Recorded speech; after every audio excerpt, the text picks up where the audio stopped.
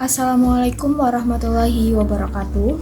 Halo teman-teman semua, dan yang saya hormati dosen pengampu mata kuliah Metodologi Studi Islam, Bapak Ishak Suryo Nugroho MSI. Perkenalkan, nama saya Mukyatun Afifah dengan NIM 24411040520, mahasiswa program studi pendidikan guru Madrasah Ibtidaiyah, Fakultas Tarbiyah dan Ilmu Keguruan Universitas Islam Negeri Profesor Kyai Haji Saifuddin Zuhri Purwokerto. Video ini saya buat khusus untuk memenuhi tugas mata kuliah Metodologi Studi Islam. Oke, pada kesempatan kali ini saya akan mengupas tuntas mengenai 3 materi yang sangat krusial, teman-teman. Yang pertama itu tentang pengertian metodologi studi Islam baik secara bahasa maupun secara istilah. Yang kedua itu tentang 5 fondasi utama dalam agama Islam serta analisis status keislaman seseorang ketika meninggalkan salah satu dari kelima fondasi itu. Dan yang ketiga itu tentang argumentasi rasional serta teologis, mengapa kita harus percaya kepada Tuhan melalui dalil nakli dan juga akli. Oleh karena itu, simak penjelasan berikut ya teman-teman, jangan di skip sampai akhir. Mari kita belajar bersama-sama. Baik, kita masuk ke pembahasan pertama, yaitu mengenai pengertian metodologi studi Islam secara bahasa. Secara bahasa, kata ini dibagi menjadi 3, yaitu yang pertama metodologi, yang kedua yaitu studi, yang ketiga yaitu Islam. Yang pertama metodologi. Metodologi berasal dari bahasa Yunani, yaitu metodos. Metodos berarti jalan atau cara, dan juga logos yang berarti ilmu. Jadi, metodologi adalah ilmu tentang cara. Jadi ingat ya teman-teman, ini itu berbeda dengan metode. Kalau metode itu adalah caranya, sedangkan metodologi adalah ilmu atau landasan berpikir di balik cara tersebut. Nah, yang kedua yaitu studi. Studi artinya adalah kajian, penelitian, telaah atau usaha secara sadar untuk mempelajari sesuatu secara mendalam. Nah, yang ketiga itu Islam. Islam merupakan agama yang dibawa oleh Nabi Muhammad SAW sebagai panduan hidup. Yang selanjutnya pengertian secara istilah. Secara istilah, metodologi studi Islam didefinisikan sebagai prosedur atau pendekatan ilmiah yang terstruktur untuk mengkaji, memahami, dan membedah ajaran agama Islam secara menyeluruh. Nah, kata kuncinya di sini adalah komprehensif, yang artinya menyeluruh. Jadi Islam itu tidak bisa dilihat dari satu sudut pandang saja. Kita butuh cara ilmiah dan terstruktur tentunya agar hasil pemahaman kita benar-benar utuh dan tidak setengah-setengah. Selanjutnya sedikit saya tambahkan juga mengenai mengapa sih kita perlu mempelajari metodologi studi Islam ini. Tentunya sangat penting ya teman-teman bagi kita, karena yang pertama itu untuk menghindari bias pemikiran, terutama antara kutub radikal dan juga liberal. Tanpa metodologi yang benar, seseorang rentan jatuh ke dua kubu ekstrim ini. Jadi kubu radikal itu kan biasanya memahami teks agama secara kaku dan tekstual tanpa melihat konteks atau latar belakang mengapa ayat tersebut turun. Nah, sedangkan kubu liberal itu kebalikannya, kadang terlalu bebas menggunakan logika hingga mengabaikan batasan-batasan hukum yang sudah mutlak dalam Al-Quran. Nah, jadi metodologi ini hadir di tengah-tengah kedua kubu ini sebagai jalan ilmiah agar cara kita berpikir tetap seimbang, objektif, dan modern. Alasan yang kedua, karena Islam mempunyai banyak dimensi. Jadi Islam itu bukan cuma tentang ibadah atau ritual di masjid saja. Di dalam Islam ada dimensi akidah, yaitu tentang fondasi keyakinan, ada hukum atau fikih, yaitu tentang aturan hidup sehari-hari, dan ada akhlak atau moralitas, serta ada sejarah atau peradaban umat. Karena dimensinya sangat banyak, kita tidak bisa membedah semua masalah hanya dengan satu kacamata saja atau satu sudut pandang saja. Metodologi ini membantu kita menempatkan setiap dimensi tersebut pada porsinya yang tepat. Nah, alasan yang terakhir, metodologi penting untuk membuka ruang diskusi ilmiah melalui berbagai pendekatan modern, seperti pendekatan sosiologis, antropologis, dan juga historis. Dengan pendekatan ini, kita bisa mendiskusikan agama secara akademis, kita bisa meneliti bagaimana sebuah ajaran berinteraksi dengan budaya lokal, bagaimana dampaknya pada perilaku masyarakat, dan bagaimana sejarah membentuk pemikiran umat Islam dari masa ke masa. Kesimpulannya, metodologi ini membuat studi Islam menjadi ilmu yang dinamis, hidup, dan selalu relevan dengan perkembangan zaman. Nah, mari kita beranjak ke pembahasan berikutnya, yaitu mengenai 5 fondasi Islam atau yang akan kita kenal sebagai rukun Islam. Nah, di dalam metodologi studi Islam ini, rukun Islam itu tidak hanya dipandang sebagai ritual atau ibadah biasa, melainkan sebagai sebuah pilar atau fondasi bangunan yang sangat utuh. Seperti sebuah rumah, bangunan keislaman kita tidak akan pernah bisa berdiri tegak tanpa adanya 5 pilar yang menopang ini. Mari kita bedah bersama mengenai makna dan esensinya satu persatu. Fondasi yang pertama adalah syahadat. Syahadat adalah gerbang utama komitmen total tauhid dan kerasulan. Artinya, syahadat adalah sebuah pintu masuk ke dalam agama Islam. Seseorang yang belum bersyahadat atau belum bersaksi bahwa tidak ada Tuhan selain Allah dan Nabi Muhammad itu utusan Allah, maka ia belum bisa dikatakan sebagai seorang muslim. Secara esensi, ini adalah komitmen total seumur hidup bahwa kita hanya tunduk pada aturan Allah dan menjadikan Rasulullah sebagai satu-satunya panutan hidup. Fondasi yang kedua adalah sholat. Sholat merupakan tiang agama dan media komunikasi vertikal antara hamba dan penciptanya. Nabi Muhammad SAW menegaskan bahwa sholat adalah tiang agama. Barang siapa menegakkannya, maka ia menegakkan agamanya. Dan barang siapa meninggalkannya, maka ia meruntuhkan agamanya. Melalui sholat 5 waktu, kita membangun hubungan langsung secara vertikal atau hablum minallah yang konstan dengan Allah Subhanahu wa Ta'ala untuk menjaga hati kita dari perbuatan keji dan juga mungkar. Fondasi yang ketiga adalah zakat. Ini merupakan dimensi sosial ekonomi untuk keadilan bermasyarakat. Islam tidak hanya mengatur hubungan kita dengan Tuhan, tetapi juga hubungan horizontal dengan sesama manusia.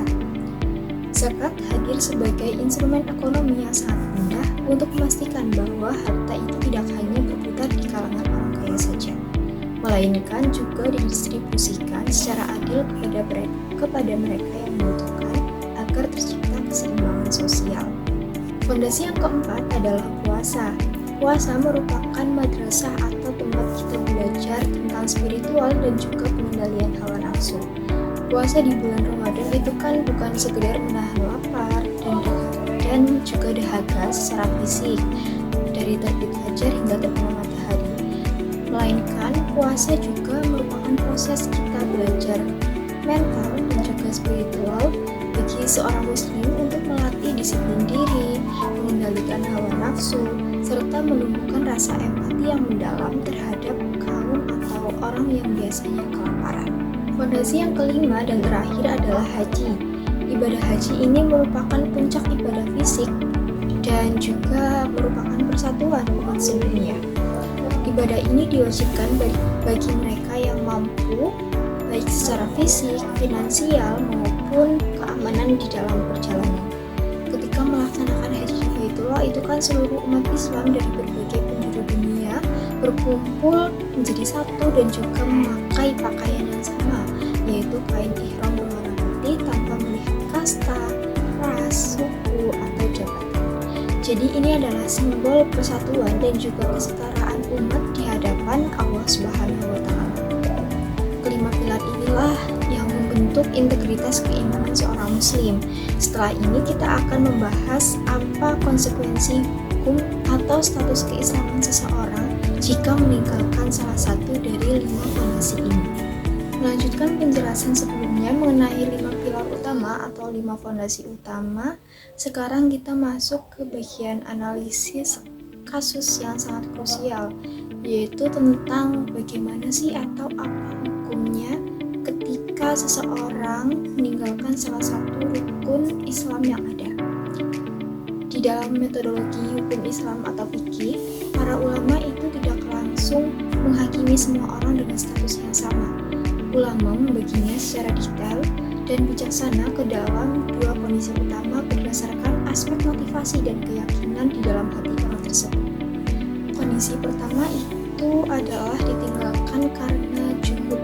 Jadi itu ketika orang tersebut tidak melaksanakan salah satu rukun karena secara sadar menolak, menentang, dan juga menganggap bahwa rukun tersebut itu tidak wajib atau tidak berlaku lagi di zaman sekarang.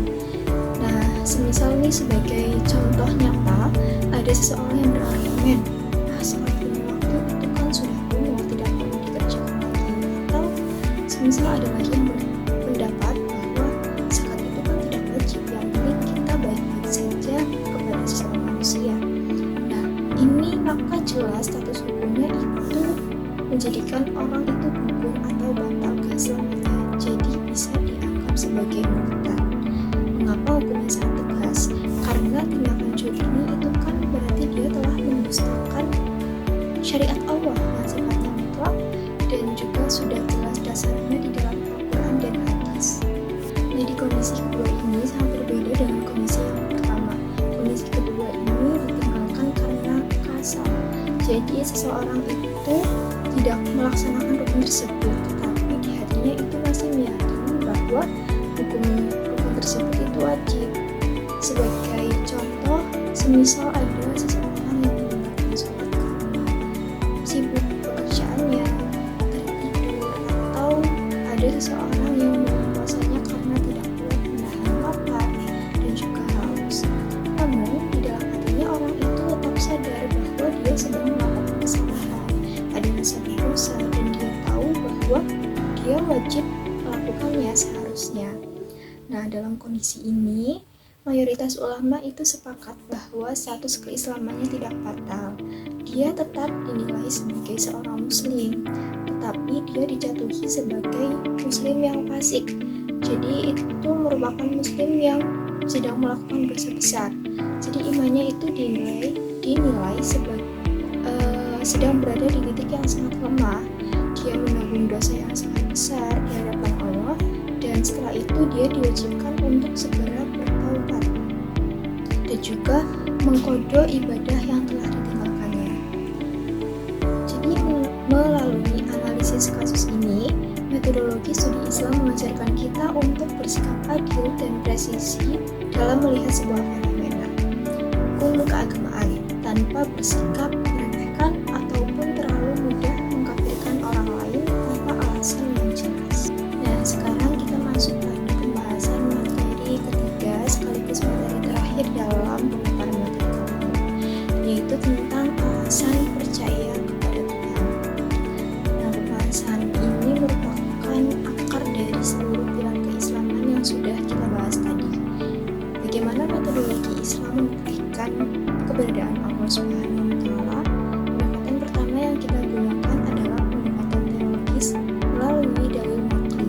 Bagi kita sebagai umat yang beriman, dalil naqli adalah fondasi kebenaran mutlak yang bersumber langsung dari teks otoritatif wahyu, yaitu Al-Quran Karim dan juga Al-Hadis.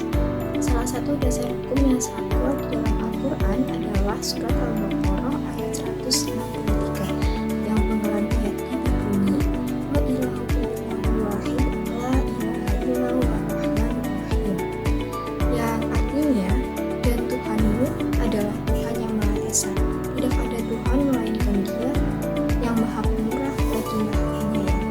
Ayat ini merupakan deklarasi langsung dari Allah Subhanahu wa Ta'ala mengenai keberadaan dan juga keesaannya.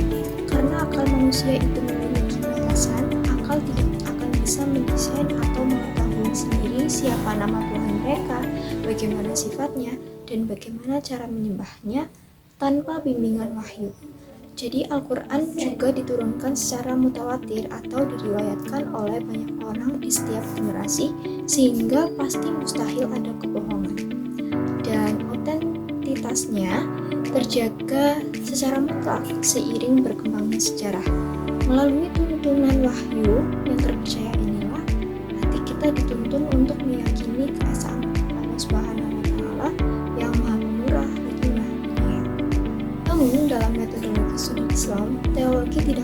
sendiri secara kaku. Islam juga sangat menghargai akal pikiran manusia untuk memperkuat keimanan tersebut. Melanjutkan dari dalil teologi sebelumnya, sekarang kita beralih ke pembahasan terakhir, yaitu tentang alasan percaya kepada Tuhan melalui pendekatan rasional atau menggunakan dalil akal.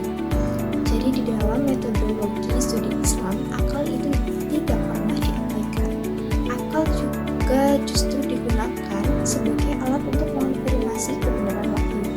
Salah satu metode logika berpikir yang paling kokoh dan diakui dalam filsafat Islam adalah hukum kausalitas, atau dalam istilah lainnya itu merupakan teori sebab akibat.